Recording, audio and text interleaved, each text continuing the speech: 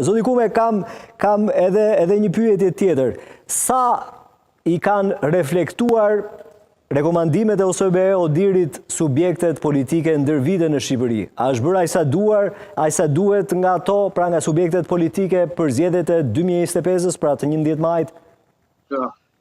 Atëherë, po qëse ju dojnë që të japë përgjigje ndër vite, i bie që nga 96 deri sot, është shumë një gjë e tillë.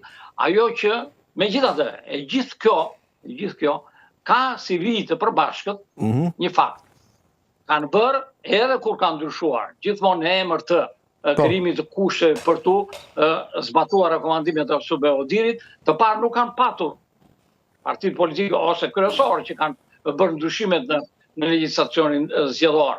Nuk kanë patur këtë që deklarojnë, pra të krijojmë kushte më të mira për të zbatuar ato që na kanë rekomanduar dhe ndërkombëtarët, por jo të krijojmë kushte sa më të mira për garën tonë zgjedhore. Mjafton t'ju them një shembull i cili për mua është shumë tregues dhe e shteron përgjigjen e kësaj pyetje.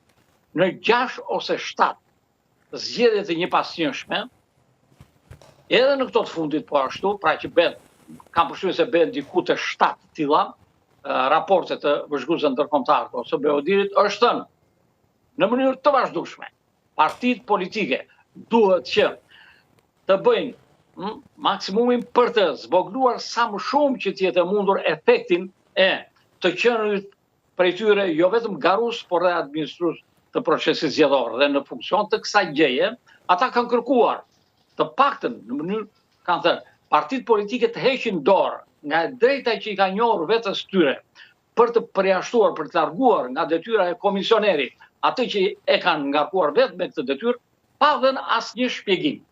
Është kërkuar në mënyrë të përsëritur. Edhe sot e ke në rekomandimet e fundit të OSBE Odirit të gjë, partitë politike nuk e kanë lexuar asnjëherë, nuk kanë vepruar asnjëherë në funksion për të plotësuar këtë rekomandim. Ky është një shembull që tregon çfarë është ndryshuar në emër të pasqyrimit të rekomandimeve të OSBE Odirit. Në rast të parë është bërë në atë mënyrë dhe në atë formë për të plotësuar interesin e tyre dhe jo për t'ju kundërvënë atij interesi, sepse një interes tjetër më i madh, interesi i zgjedhjeve në standarde, duhet të prevalojë kur bëhen ndryshime të paktën në legjislacion. Kështu që për mua, mënyra se si ne jemi sjellur dhe vazhdojmë të sillemi ndaj rekomandimeve të OSBE Odirit, për të cilat, duke firmosur Kartën e Stambollit si antar të OSBE-s, ne kemi deklaruar se shteti shqiptar jo vetëm që do të pranojë që proceset zgjedhore të tij të vëzhgohen dhe të vlerësohen nga misionet e OSBE-s, praktikisht nga zyra e OSBE-s, nga Odiri, por është i angazhuar që të bëjë çdo rregullim të mundshëm në legjislacion dhe në sjellje për të plotësuar atë që rekomandojnë misionet e vëzhguesve ndërkombëtar. Të parën e kemi bërë pothuajse gjithmonë, përjashtuar vetëm një herë, që nuk ka bërë qeveria ftesën për misionin, për zyrën e Odirit për të vëzhguar proceset zgjedhore. Vazhdimisht ata i kanë vëzhguar proceset zgjedhore. Të dytën nuk e kemi bërë ashtu siç duhet dhe ashtu siç ka kuptim të bëhet. Pra kemi bërë reflektime të, edhe një herë po them, reflektime të rekomandimeve të tyre vetëm për ato dhe ashtu siç neve na ka interesuar më shumë. E vërtet. Kjo për mua përbën problem të madh në sjellje.